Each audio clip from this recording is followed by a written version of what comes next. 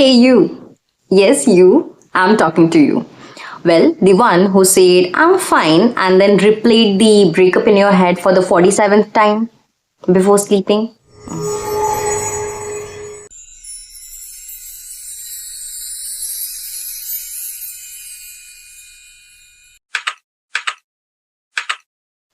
So, hello and welcome back to my channel, The Indu Effect, and it's Indu this side. So, today's video is not about moving on. It is about reading through it. Because sometimes after a breakup, you don't need advice. You need someone to articulate the ache so precisely that you can feel seen instead of shattered. So, today, I'm talking about reading breakup literature after a breakup, and I'm giving you 5 short, honest reviews of books that don't fix you, but they sit with you. And so let's begin. So, the first book is Milk and Honey by Rupi Kaur. This is a book you read when your heart feels bruised but still beating. It's minimal, sparse, brutal, and very honestly, it's simple. And that's the point. After a breakup, your brain doesn't have the energy for dense prose. You want something that feels like a whisper at 2 a.m. Rupi Kaur writes about abandonment, self-worth, body, survival, and some poems you feel almost too obvious, but heartbreak is obvious. It's raw, it's repetitive. This book is like texting your best friend, he left. And she replies, I know. And you are still the magic.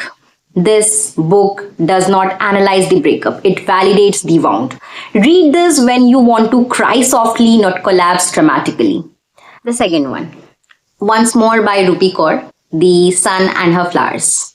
Now, this is a healing arc. If Milk and Honey is a bleeding, then this is blooming. It's divided into sections like wilting, falling, rooting, rising, and that structure matters. Because after a breakup, you don't feel sad, you feel disintegrated, then you reconstruct. This book reminds you that grief is seasonal. You will underline the lines about growth and forgiveness and suddenly realize, oh, I'm not just someone who was left. I'm someone who's becoming. Read this when you are ready to stop romanticizing the pain and start romanticizing yourself. For the third one, we have The Year of Magical Thinking by Joan Didion. This is not a dramatic heartbreak. This is not a psychological heartbreak. Joan Didion writes about her grief after losing her husband.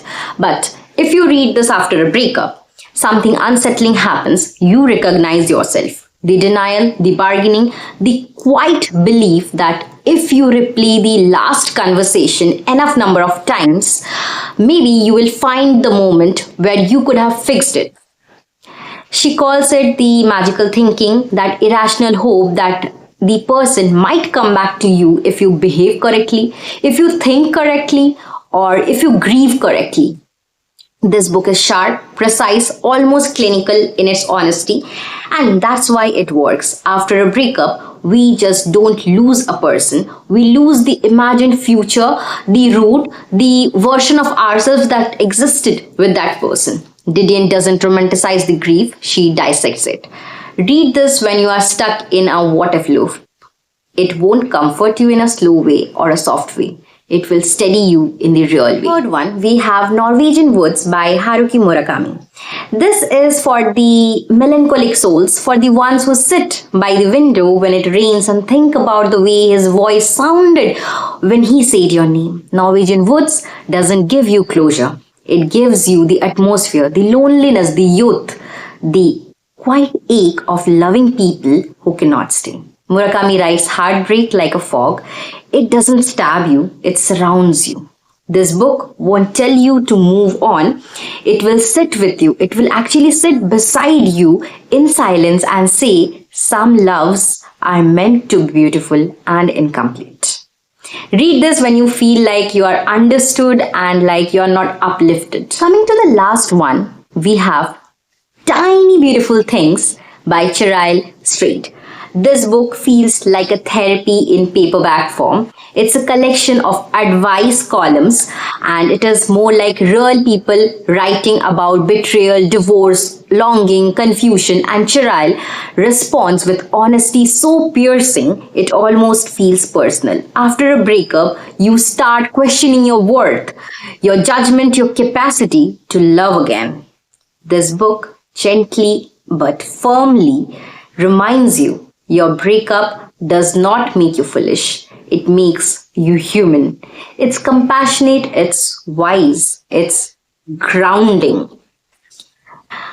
Read this when you are tired of spiraling and need someone emotionally mature in the room. Now, let me tell you something important. Reading breakup literature is not about clinging to the past. It's about metabolizing it. You read, and when you read someone else's words for your pain, the chaos inside you begins to organize itself. You realize heartbreak is not a private failure, it's a universal curriculum. Some books will let you cry, some will make you angry.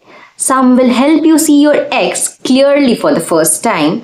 Some will help you see yourself clearly. And maybe that's the real reason we read after love ends. Not to remember them, not to remember ourselves. But if you're going through it right now, I see you.